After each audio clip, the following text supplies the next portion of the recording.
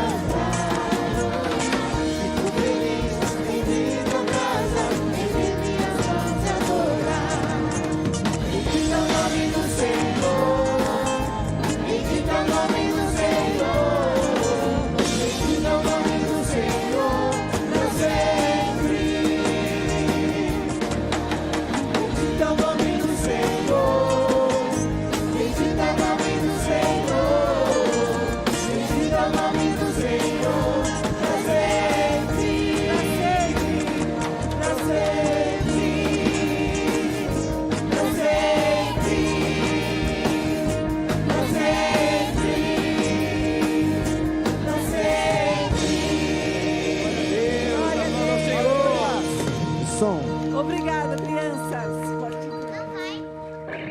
Deus abençoe, criançada. Glória a Deus, que alegria. A palavra do Senhor nos diz que da boca das crianças se tem o perfeito louvor.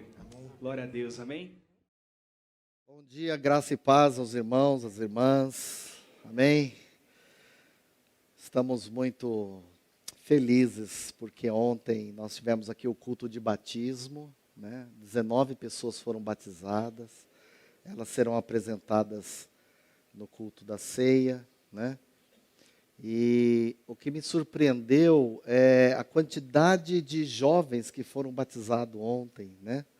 Muitos jovens, adolescentes. O trabalho que o Ministério de Jovens e o Ministério de Adolescentes têm feito na igreja é um trabalho louvável, né? Agora eles estão tendo o culto deles no estacionamento e está lotado o estacionamento de adolescente, irmãos. Está lotado, colocamos todas as cadeiras lá e não deu conta. Isso me faz orar, né? Para Deus dar recurso para a gente comprar a casa do fundo aqui, ó. Derrubar, estender e fazer mais um auditório para eles lá, com capacidade para umas 100, 200 pessoas, que é possível. Quem crê nisso? Eu já comecei a orar. Daqui a pouco você vai ver, a coisa vai acontecer. Porque Deus, Ele quando vê que nós estamos cuidando das pessoas, Ele nos dá o recurso, né? A gente não precisa ficar preocupado com isso. Na sexta-feira nós tivemos o culto dos homens aqui. Irmãos, o culto não, desculpa, a mentoria dos homens, né? Foi uma bênção, né? Foi falado sobre família, como cuidar bem da sua família, né? O pastor que trouxe a palavra desafiou cada homem a surpreender a esposa nessa semana, convidando para jantar fora, fazer um mimo para ela. Eu, como não sou bobo, já me antecipei ontem mesmo e levei a minha namorada para comer fora. Estamos namorando já há 30 anos, né? Aí levei ela no ponto chique das esfirras. Olha como vocês são preconceituosos. Eu olhei ali o cardápio, aí eu vi a esfirra em promoção, R$ 2,25. Aí ela falou assim, eu queria de carne seca. Falei, filha, é R$ 7 a de carne seca. Você acaba comigo desse jeito. Você come 3 a 21 cruzeiro. Vamos comer de carne, que de carne a gente pode pedir uma dúzia, que não vai passar de R$ 10.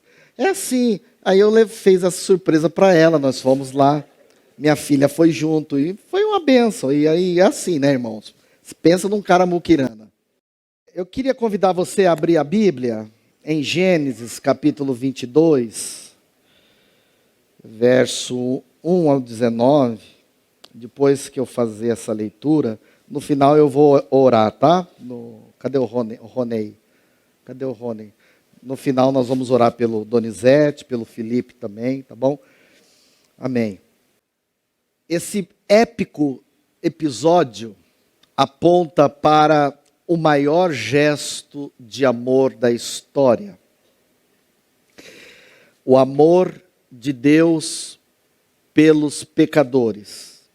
E a dádiva do seu Filho unigênito ter morrido por todos nós.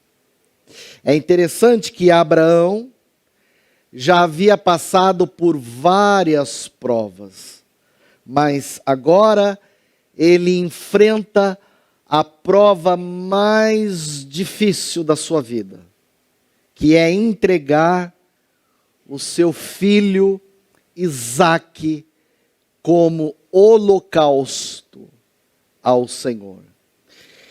Esse texto me ensina algumas lições preciosas que eu quero compartilhar com vocês nessa manhã. E a primeira delas, no verso de número 1, é que por trás da prova de Abraão não está o inimigo. É Deus que está por trás dessa prova. O texto diz, depois destas coisas, pôs Deus Abraão à prova. Deus pede a Abraão, nessa prova, mais do que a sua vida. Mais do que o seu amor. Ele pede a Abraão o seu filho em sacrifício. Eu fico a pensar, por que Deus daria um filho a uma pessoa que esperou por esse filho 25 anos e depois pediria esse filho em sacrifício para esse pai? Coloque-se no lugar de Abraão.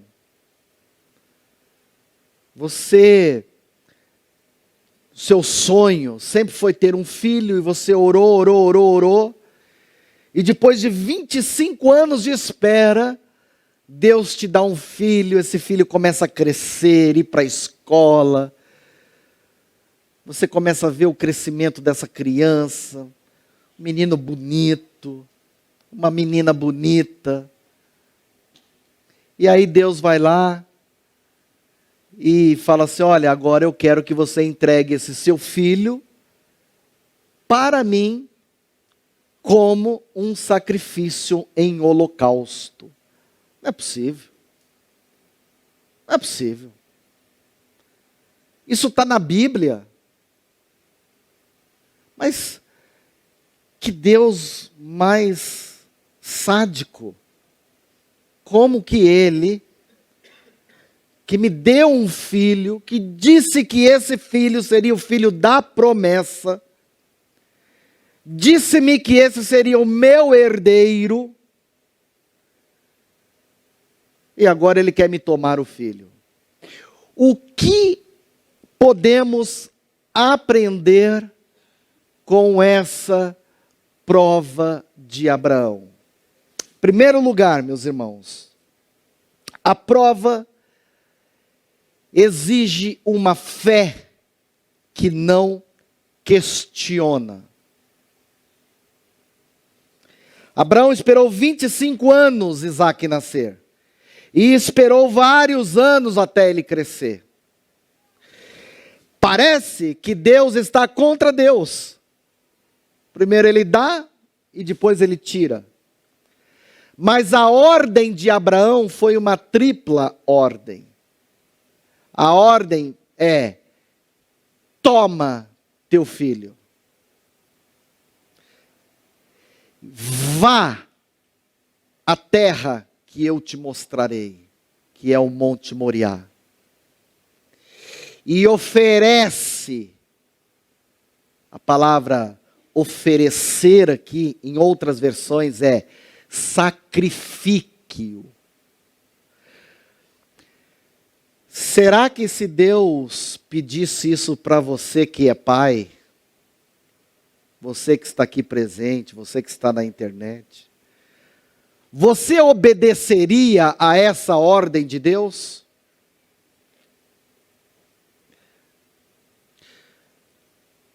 Você obedeceria se Deus dissesse: pega teu filho, toma ele, vai até o monte lá, num lugar tal, e lá você vai matar o seu filho e vai oferecer para mim? Os teólogos liberais, os ímpios, pegam essa passagem para fazer uma acusação contra Deus. Está vendo? O Deus do Antigo Testamento é assassino, ele gosta de guerra, gosta de ver sangue. Porque eles olham esse texto, eles não olham com o olhar da fé. Olha aqui outra coisa interessante. A prova exige a adoração. Isaque não podia ser um ídolo na vida de Abraão. Deus precisava estar no topo da agenda, das prioridades de Abraão. Abraão precisava abrir mão daquele a quem o seu coração estava apegado. Mas pastor, por quê? Porque Isaque era o futuro de Abraão. Quando Abraão olhava para o futuro, ele via o Isaque. Ele era o sucessor. Ele era o filho da promessa. Ele ia herdar todas as riquezas do pai. Ele era aquele pai que investiu tudo na vida daquele filho, para que aquele filho tivesse um futuro brilhante.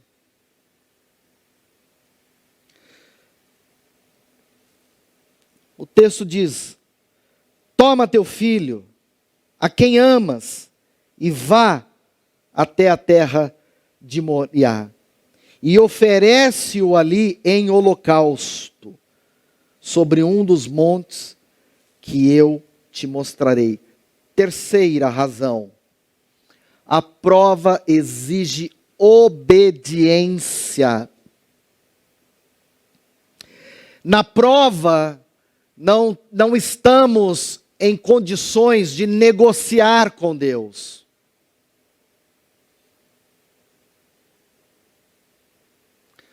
Os amigos de Jó tentaram negociar com Deus. A mulher de Jó tentou negociar com Deus. Mas a prova de Jó Deus ficou em silêncio, até a hora que ele se manifestou para falar. E quando ele começou a falar, ele falou: escuta aqui, aonde estava você quando eu estava parindo as servas do campo? Aonde você estava? Você quer negociar comigo? Você acha que você está no pé de igualdade de negociar com Deus? Abraão deve obedecer, e a obediência é que ele deveria levar o filho dele para o Monte Moriá. Ele não discute, ele não adia, ele não procrastina, ele não arruma desculpas, mas ele prontamente vai até o monte, porque ele sabia que Deus era poderoso para ressuscitar o seu filho, ainda que este o pedisse em holocausto, em sacrifício. Por isso que nós devemos olhar para esse texto com fé, porque sem fé, essa história é uma loucura. Sem fé, esse ato é um ato criminoso da parte de Deus. O crente, meus irmãos, ele anda por fé. Quem não anda por fé, se perde na caminhada. A nossa fé não será testada até que Deus nos peça para suportar aquilo que é insuportável. Abraão põe os seus olhos nas promessas de Deus e não nas explicações de Deus. Deus, me explica aí. Não está claro para mim. Por que dessa prova? Por que ir até o Monte Moriá? Por que sacrificar o menino? Por que do holocausto? Por que do sacrifício? A nossa fé não será testada até você esperar aquilo que parece impossível. Irmão, se você olhar para o relato de José na prisão, se você olhar para o relato de Moisés de fronte do Mar Vermelho, se você olhar para a caminhada de Jesus ao Calvário, a lição é a mesma. Vivemos pelas promessas e não pelas explicações. A fé não exige explicações. A fé descansa nas promessas de Deus. Abraão faz da prova um ato de adoração.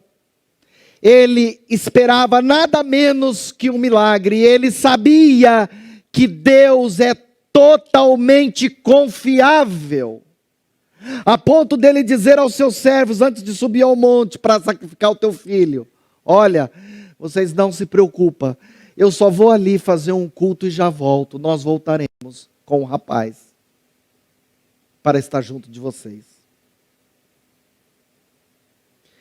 Ele não diz aos seus servos: eu vou ali, vou cometer um ato criminoso. Não, eu vou adorar. Mas nós, eu e o menino, voltaremos. Porque a confiança inabalável de Abraão em Deus. Na hora da prova, confia. Confia que você está nos braços do Senhor. Ainda que o fogo esteja sobre o altar, mas é o Senhor que tem a palavra final. Verso de número 6, Abraão em nenhum momento se aparta do seu filho. O texto diz: assim caminhavam ambos juntos. A aliança de amor entre eles não foi rompida. Abraão sabia que o seu filho estava indo para o sacrifício, mas ele não podia depender de sentimentos. A vida do crente não deve ser dirigida pelos sentimentos. Abraão está em obediência à voz de Deus. De igual modo, se ele não podia depender dos sentimentos para obedecer a Deus, ele também não podia depender das pessoas. Tanto é que Sara fica em casa. Os 2 servos não são autorizados a subir ao monte. Ele está sozinho com seu filho. Sozinho. Irmãos, quando você estiver nas provas mais profundas, ainda que você se encontre sozinho, saiba que Deus é quem estará ao seu lado. E que você pode todas as coisas naquele que te fortalece. É a prova difícil. E aí surge a pergunta de Isaac, no verso de número 7. Essa é uma das perguntas mais emblemáticas que um filho pode fazer para um pai. A pergunta é: pai, tudo bem, o fogo está aqui, a lenha também, mas só uma dúvida: aonde que está o cordeiro para o holocausto? Até então, meus irmãos, Isaac não sabia que ele mesmo seria o cordeiro oferecido. Nesse ponto, há uma conexão entre Isaac e Jesus. Porque, da mesma forma que Isaac seria oferecido em holocausto, Jesus foi oferecido como Cordeiro Santo, imaculado de Deus, que tira o pecado do mundo. Então o menino faz essa pergunta, e como é que o pai responde? Verso de número 8, a resposta de um crente diante das adversidades e provas que a vida lhe impõe. Abraão é homem de fé. Abraão crê na provisão divina. Abraão não sabe como, mas crê que Deus vai fazer algo extraordinário. Assim deve ser a resposta do crente em meio às lutas e provas da vida. Você não sabe como, você não imagina como, mas você crê.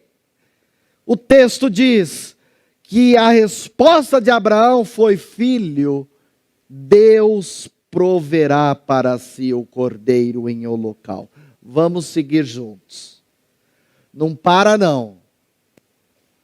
Não para não. Vamos juntos. Eu creio em Deus. E aí então diz o texto, no verso de número 9, que Abraão ele começa a construir o altar do sacrifício.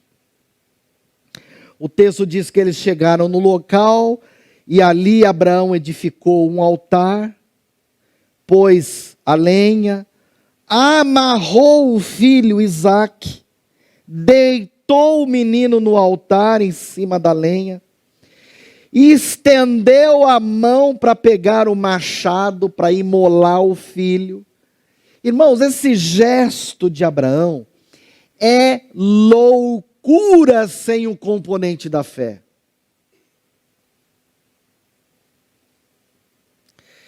Sem o componente da fé, nós estamos diante de um crime hediondo.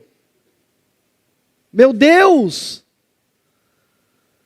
Abraão entrega o filho do seu amor, o filho da promessa, no maior símbolo do que aconteceria 2000 anos depois, aonde Deus entregaria o seu filho por amor de todos nós pecadores.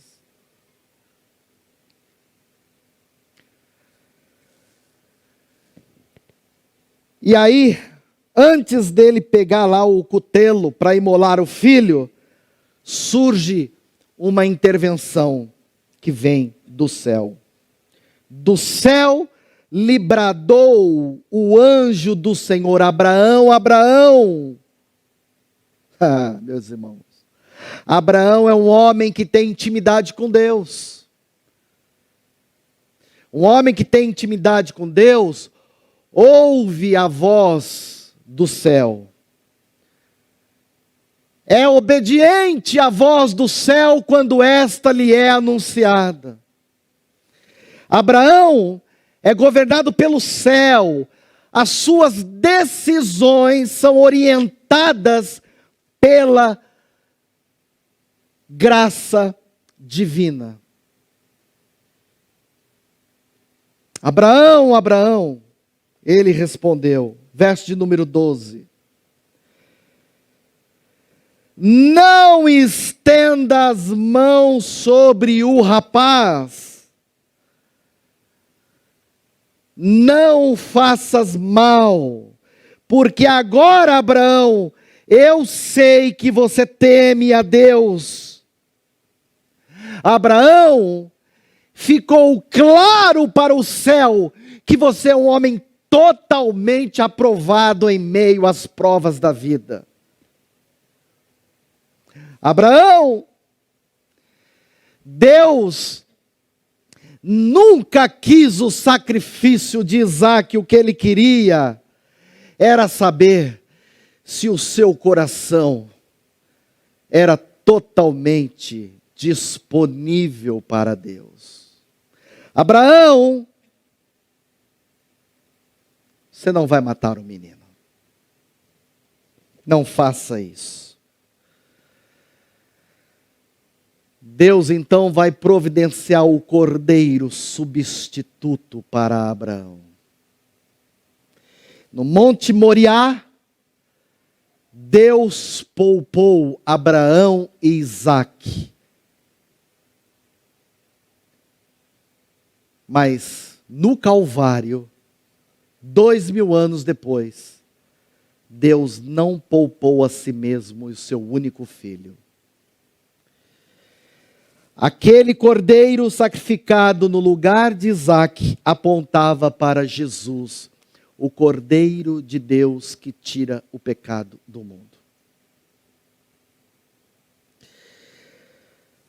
Verso de número 13, o texto diz que Abraão ergueu os olhos e viu atrás dele um carneiro, estava preso pelos chifres entre as árvores.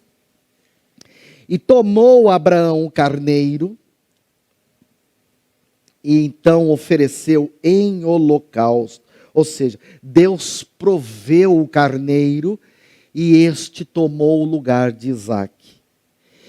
E assim, Abraão batiza esse lugar como um novo nome dado a Deus, Jeová Jiré, que no hebraico significa o Deus da provisão.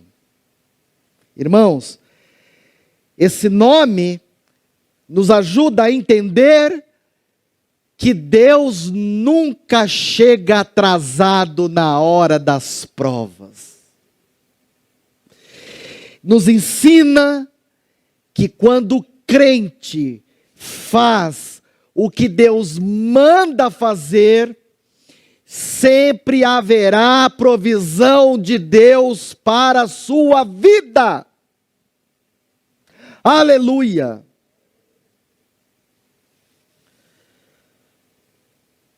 Verso de número 15. Então, do céu bradou pela segunda vez a voz do Senhor a Abraão. E aí o que vem desta vez? Disse Deus: jurei por mim mesmo, diz o Senhor, porquanto fizeste isso e não me negaste o teu único filho, verso 17, que deveras te abençoarei, te multiplicarei, a tua descendência será como as estrelas do céu, como a areia na praia do mar, possuirá a cidade dos seus inimigos e serão benditas todas as nações da terra. Qual é o princípio aqui, meus irmãos? Depois da prova vem a promessa. A igreja moderna precisa entender que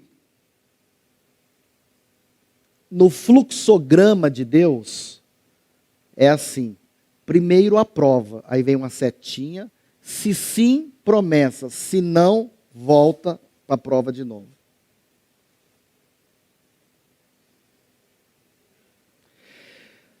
Não adianta vir para a igreja em busca da promessa, em busca do milagre, em busca da cura, em busca da libertação, em busca disso, aquilo outro, se você não obedece.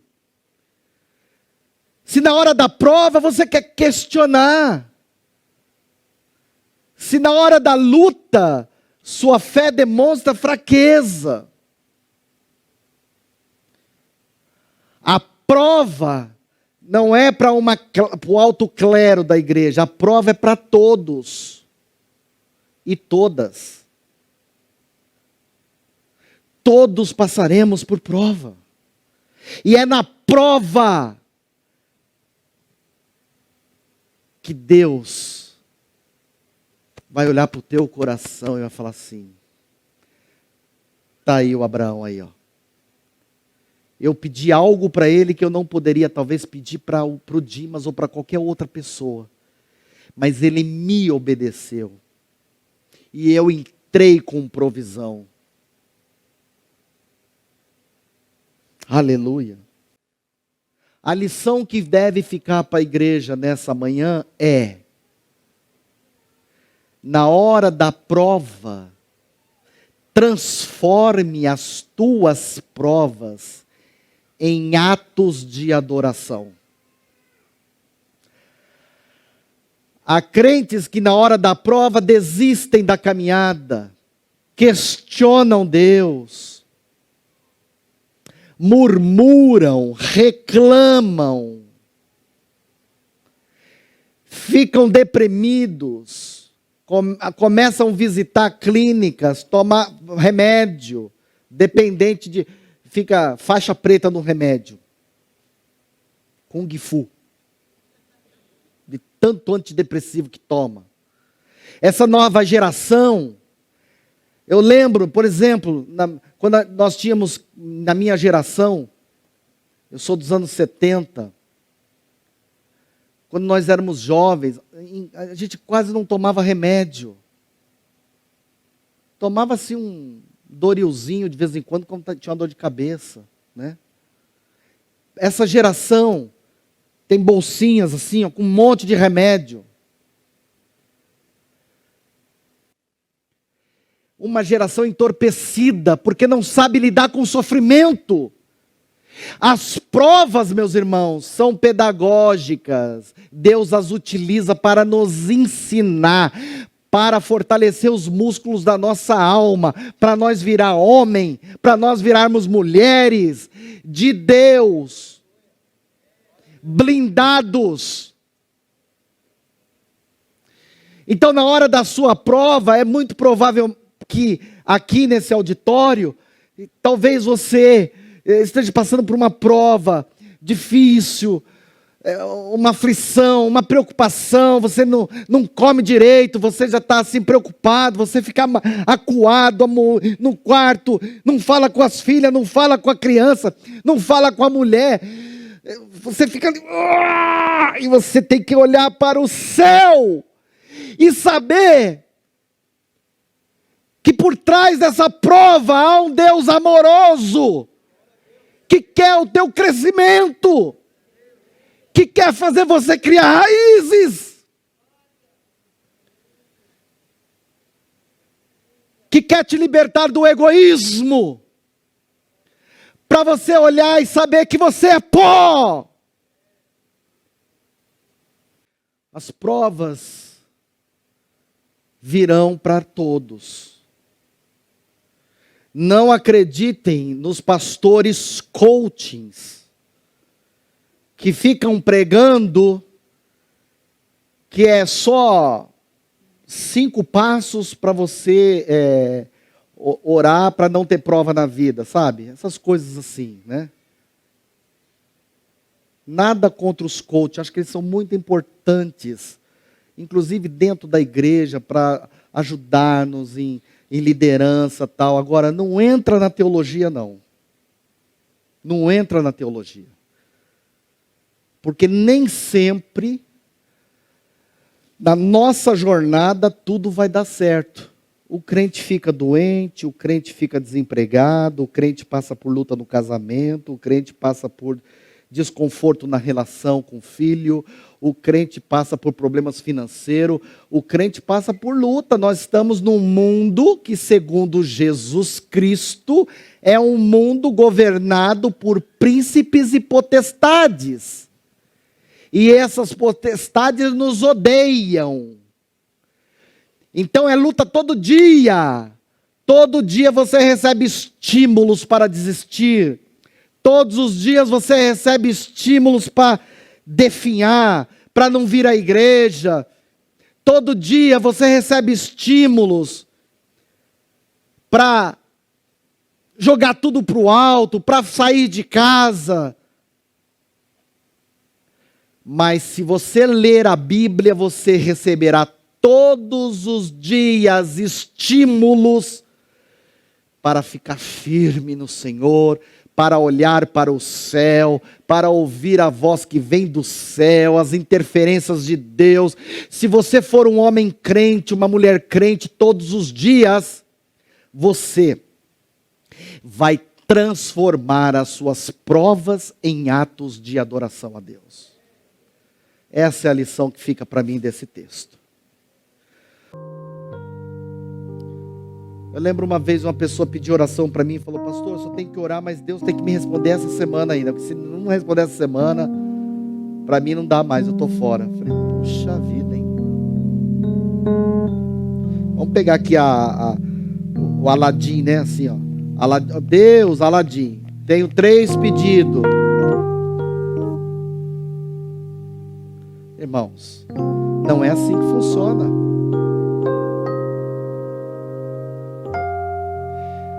A boa notícia é que você vai passar pelas provas. O ímpio fica na prova, mas o crente passa pelas provas. O crente que confia em Deus, ele sabe que Deus do céu tem a resposta final. Eu quero orar nessa manhã. Se porventura há alguém aqui passando por alguma prova, algum vício, que você não precisa de libertação, alguma cura, enfermidade, desemprego, não sei qual é a prova da família, você não precisa ter vergonha. Por quê? Porque não é pecado passar por prova.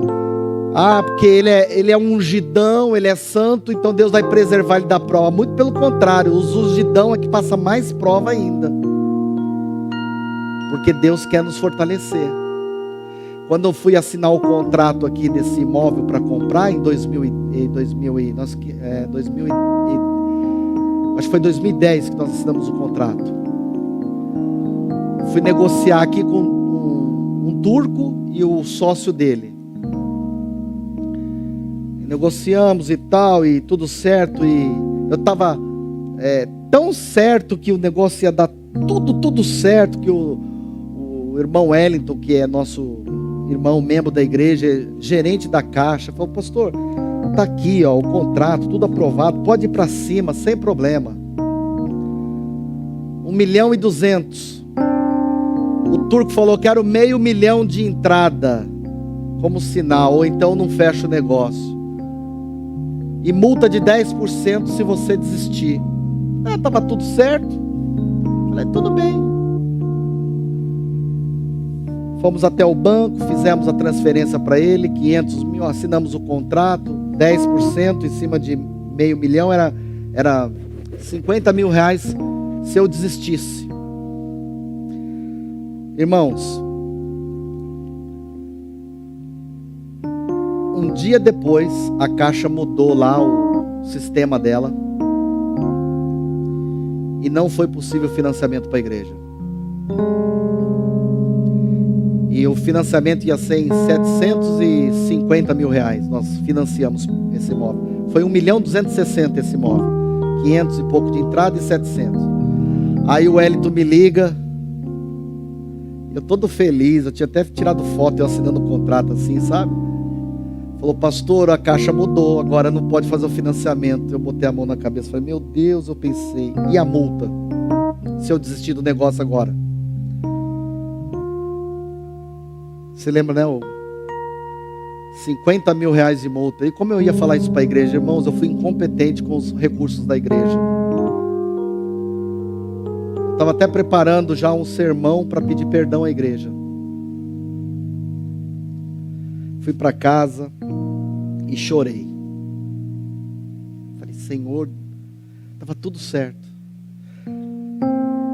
Aí o Wellington me ligou e disse assim: pastor, só tem um jeito da Caixa aceitar o financiamento. Tem que ser no nome de pessoa física. Só que a pessoa tem que ter uma renda de 35 mil reais por mês. Isso em 2010, né? Se for atualizar hoje, dá quanto? Eu falei: meu Deus, onde eu vou arrumar uma pessoa que ganha 35 mil reais por mês para assinar o contrato da igreja? Aí tinha um pastor aqui na igreja que já tinha até saído da igreja. Pastor Maurício Franzato, diretor de uma empresa. Eu falei: é para ele que eu vou. Liguei para o Maurício, falei: Maurício, eu preciso de você, cara.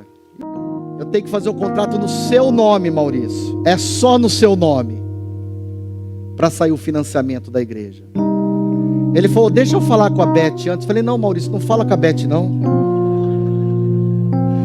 Fica entre eu e você. Não, vou falar com a Beth. A Beth era gerente da Caixa Econômica. O contrato tinha que sair em menos de 10 dias para eu não pagar a multa. Ela fez o contrato sair em 7 dias.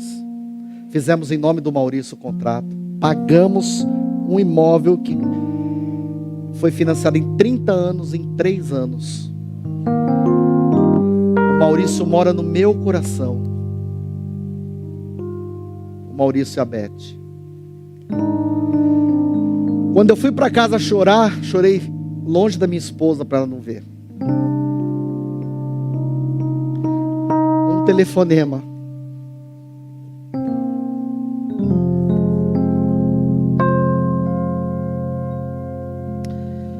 Até me emociono, meus irmãos.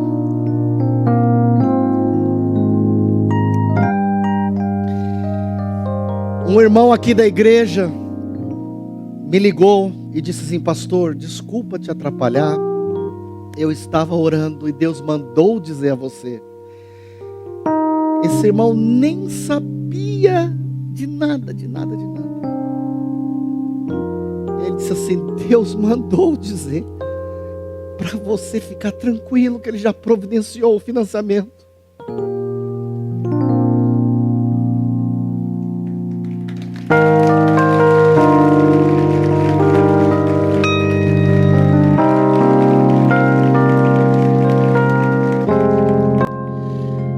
Não existe plano B, igreja. Ou a gente aprende a confiar em Deus na hora da prova,